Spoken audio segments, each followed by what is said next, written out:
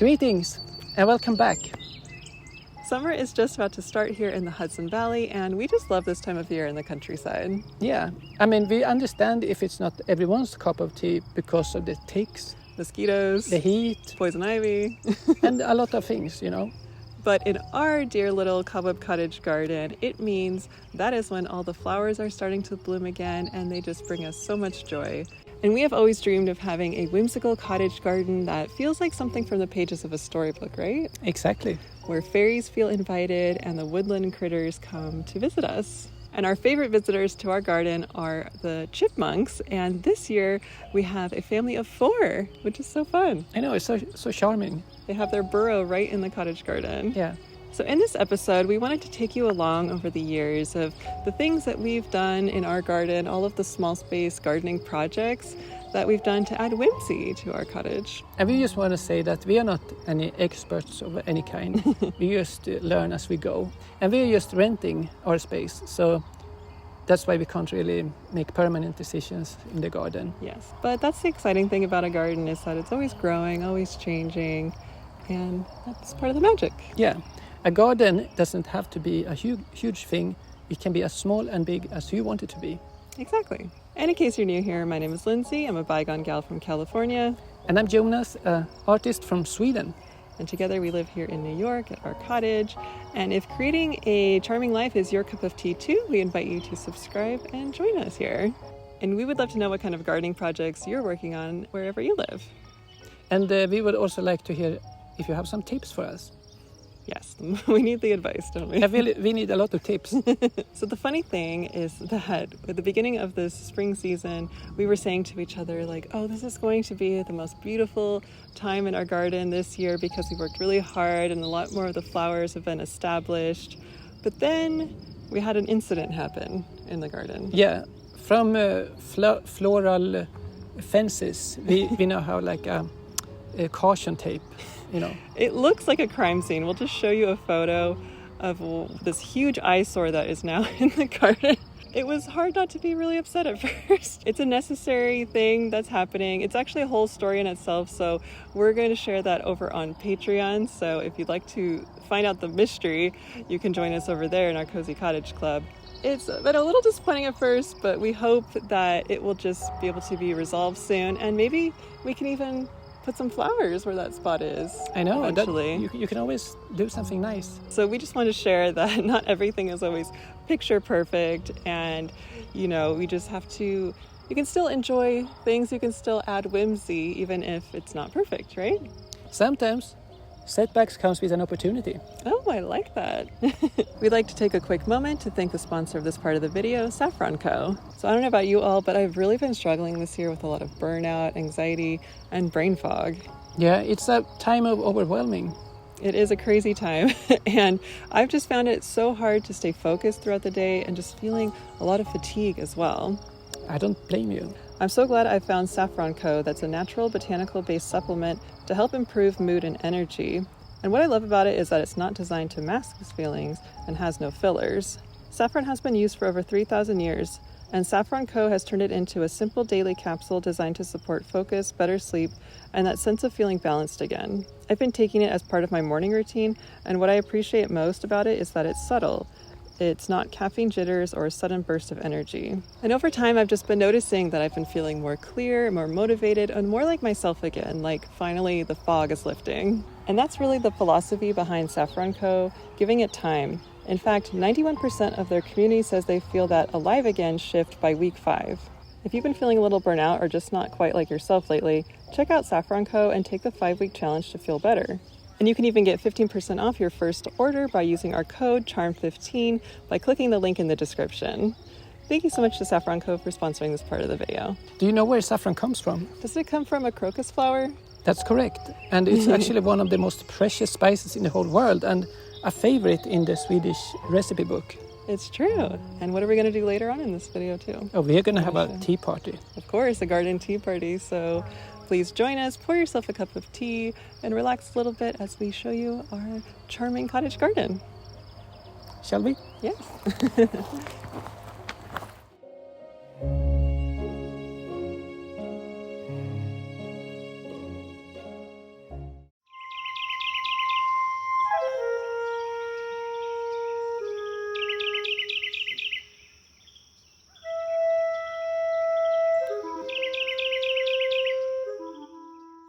Once upon a day, much like today, a whimsical garden has been sitting outside a 100-year-old yellow house called Cobweb Cottage. The garden has not always been seen as a whimsical cottage garden, but that has changed since this charming couple moved in nearly 10 years ago. Over many years, we've tended and transformed it into a small storybook garden, loved by all the critters that live here. For it would not be a true storybook garden if it wasn't for the flora and fauna that have always called this corner of the woods their home.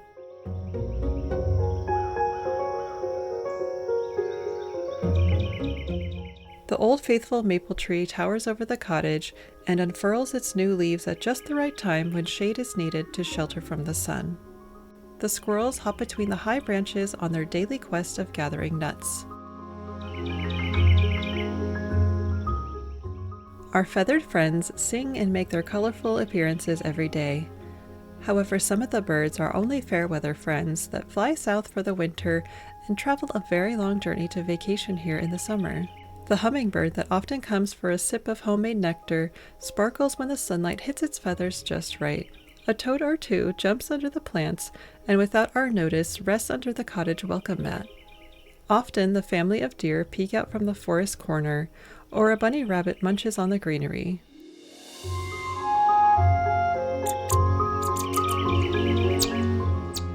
But the animals who truly call this garden home are the cheerful chipmunks who dig their burrows under the garden beds, where they sleep at night and hibernate through the winter.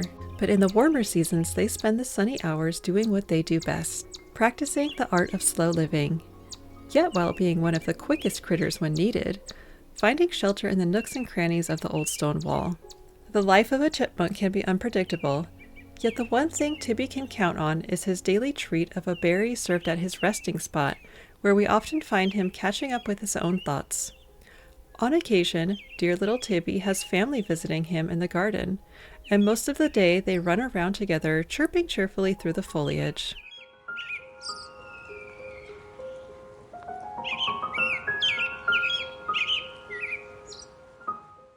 One thing that living at Cobweb Cottage has taught us is to believe in fairies. Perhaps it's our imagination, but they visit us in the forms of dragonflies, butterflies, and all the buzzing pollinators that spend time with the flowers.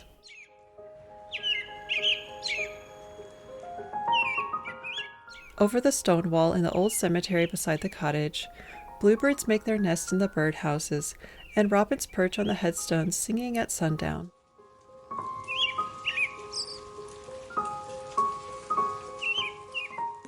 Little wisps of light appear like magic when the fireflies dance at twilight, and bats fly under the moonlight while spiders weave their silvery webs. Thunderstorms roll in over the Sleepy Hollow countryside to water the landscape. All these natural encounters are what truly make our cottage garden feel like stepping into the pages of a storybook.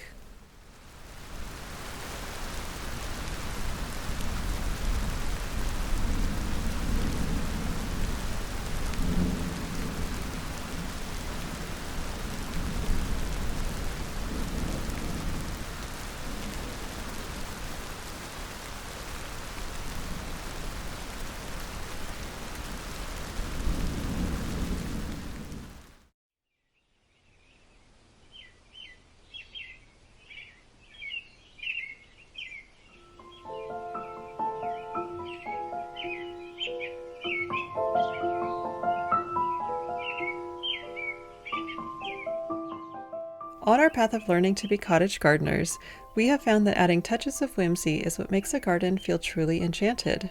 We believe that items don't have to be bought new to be whimsical. It can hold a history or a different purpose to be upcycled into a garden feature. You just have to use your own thrifty creativity and imagination. Nearly everything you see in our garden was found either free or very inexpensively. We hardly ever pay full price for even a planter. Gardening can be a pricey pastime, so we found seeds at local plant swaps or garden sales. There's a lot of free resources out there to learn about gardening, even at your local library or club.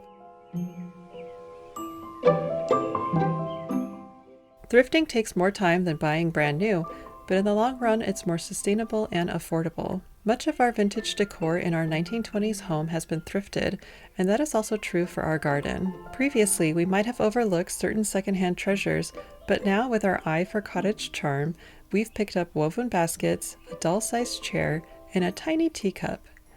We'll show you what we have in mind for these thrift flips a little later on. We've always been drawn to all things botanical for both inside and outside the cottage. I like to think of the garden as a color palette, and we have several built-in features that are already black and brown, to which we've added copper bird feeders and planters. We're still searching for the perfect bird bath, and we're always on the hunt for tiny fairy features and perhaps a charming garden gnome. We also wouldn't mind some solar string lights or a few more wind chimes.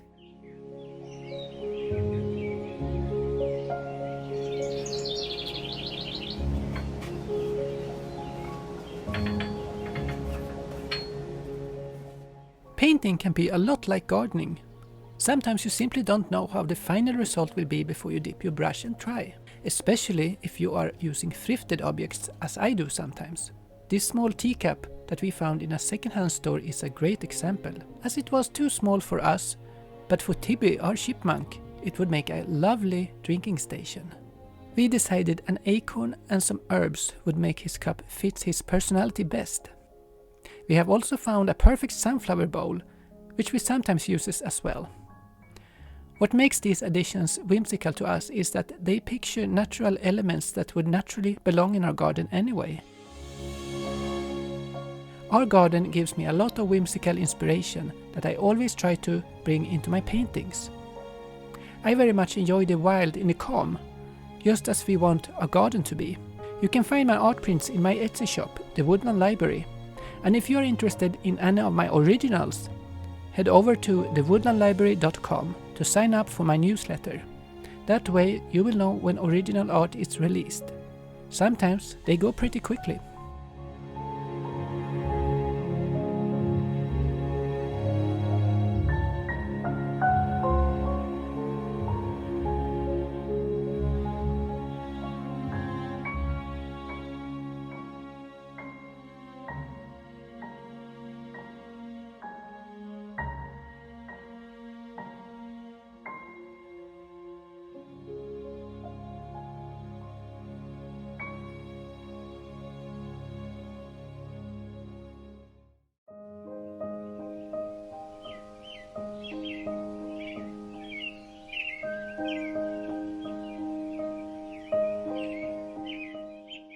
Let's share some of the small space gardening projects that we worked on over the years. We have taken a bluebird house workshop and learned how to put one together. Of course, I had to paint it so the bluebirds felt welcome to nest there. The funny thing is though that we have only had chickadees and swallows that we know of who have been tenants. Although in the cemetery we cleaned out the old nests and the bluebirds always seem to return there.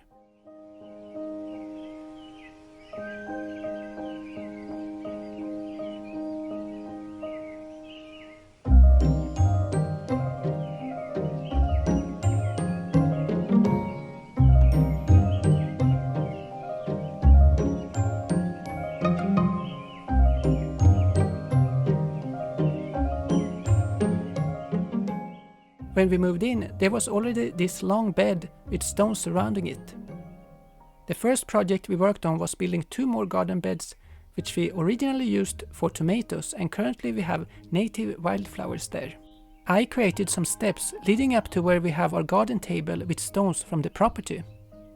There's actually so many stones, the more we look, and it really makes the garden feel part of the landscape alongside the old stone walls. I restored the stone borders around the cottage that had fallen out of place over time. We have to work with the pebble cement pathway that's already here, so we got the idea to extend the stonework towards our kitchen door. I hand placed all the stones and it really brought together the whole entryway.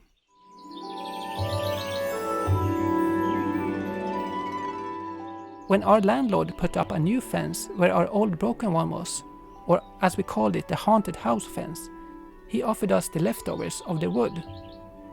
At this point, our old gardening table was weathered, worn, and ready to collapse. I saw the potential of the fence panels and DIY'd it into a new one. What made the biggest difference with this table versus the older one is that panels of wood align with the siding of the cottage, which just opens up the whole entryway and feels so much more inviting. This table is also taller than the old one, so it's the perfect height for us to pot plants there.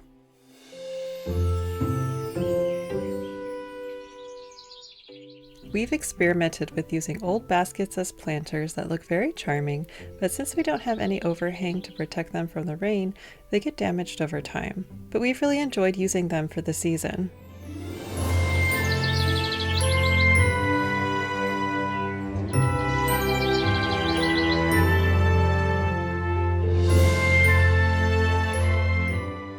Our most recent addition is these hanging baskets that we found secondhand. We weren't sure where to put them in the garden at first, but we had the thought to find a twisty branch and hang it on the table. And these little planters and the pansies seem quite happy here and bring us so much joy.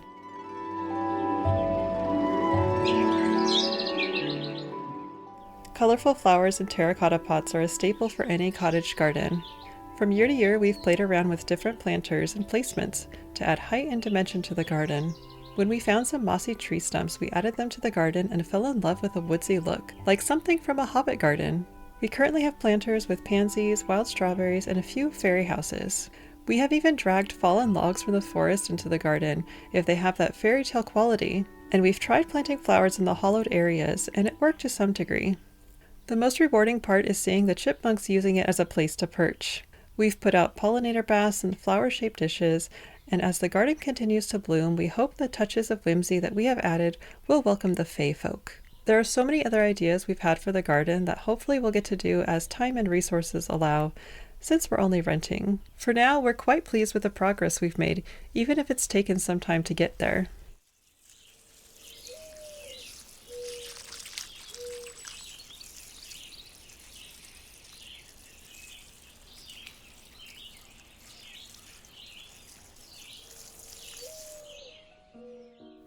Let's give you a little garden tour, and let's do so by strolling through the seasons.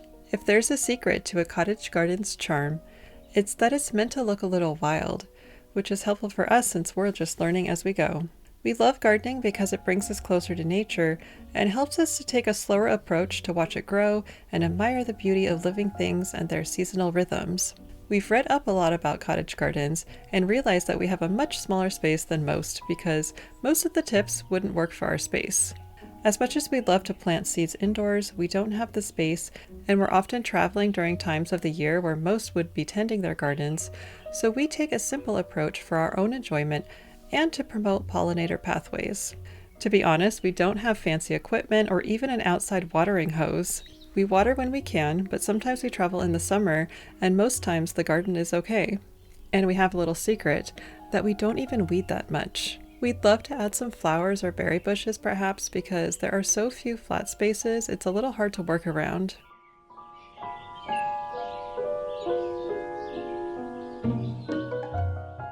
In the spring, we usually do a cleanup and pruning. We have snowdrops and wild violets that grow on the lawn, and we've planted daffodils and other bulbs like tulips.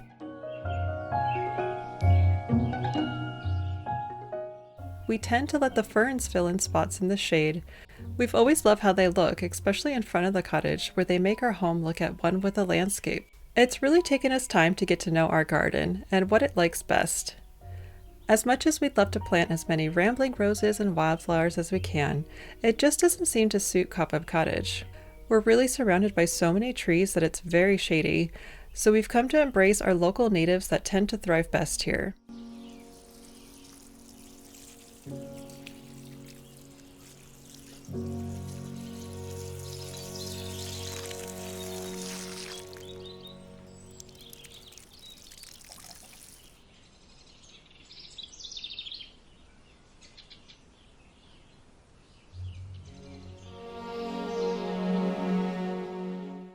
Around the very narrow borders of the cottage, we have planted native perennials that have started to fill in nicely. The tall phlox have become some of our favorites with their purple blooms in the summer. And what would a cottage garden be without flower pots and potted herbs? We've had mixed results with planting annuals and wildflower seeds, and we're just so happy if we even get a few cosmos or marigolds. In our garden beds, we've alternated from planting tomatoes and flowers here, and what used to be a full sunspot is now part shade thanks to the trees. So we've started to let the native black-eyed Susans take over a bit. We just love their late summer blooms.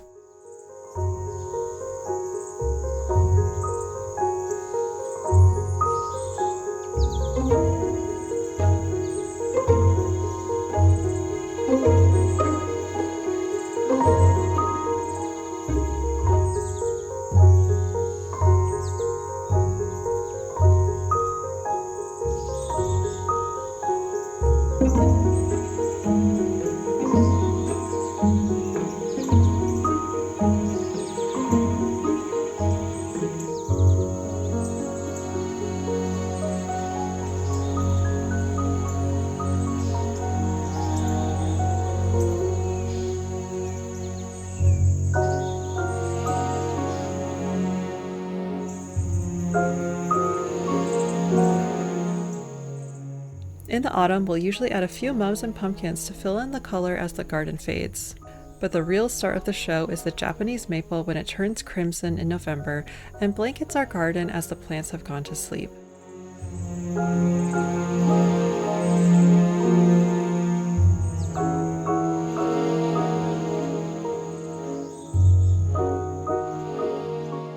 So that's our little garden tour. It's really so very small, but our planting efforts of years prior are growing into a charming cottage garden. Both those who enjoy sun or shade are thriving in their respective spots. And isn't that really the lesson from the flowers here?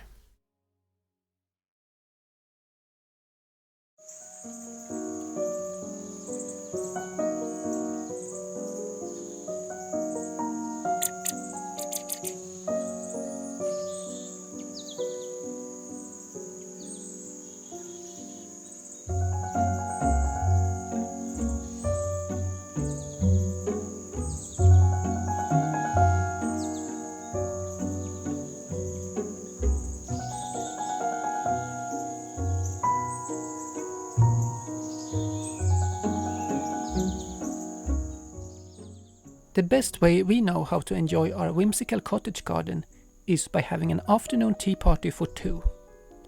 We usually like to bake something because homemade baking makes this habit so special and grounding. We are always inspired by the season's flavors, and as you can see in this tea time, we made shortbread with strawberries and herbs.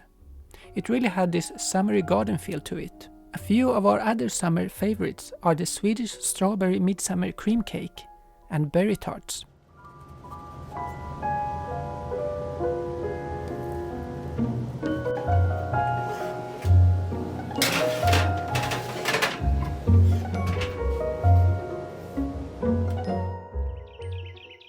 The first garden party of the year is always a special occasion, especially with a teapot of fresh peppermint leaves.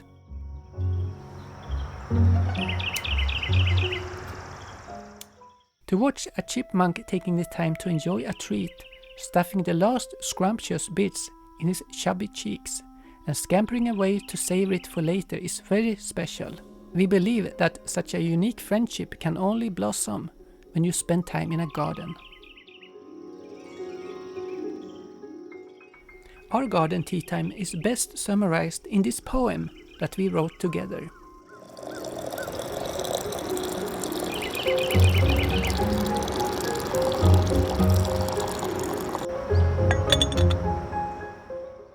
How wonderful it feels that summertime is here. Herbs and berries grow into tasty treats of cheer. Lovely birds that sing among the garden flowers. Creatures are in awe, just enjoying it for hours. It feels good to be alive a summer's day like this. The time my kettle sings, it gives a sigh of bliss. How dreamy is this moment, a table and a treat. Having tea together is what really makes it sweet.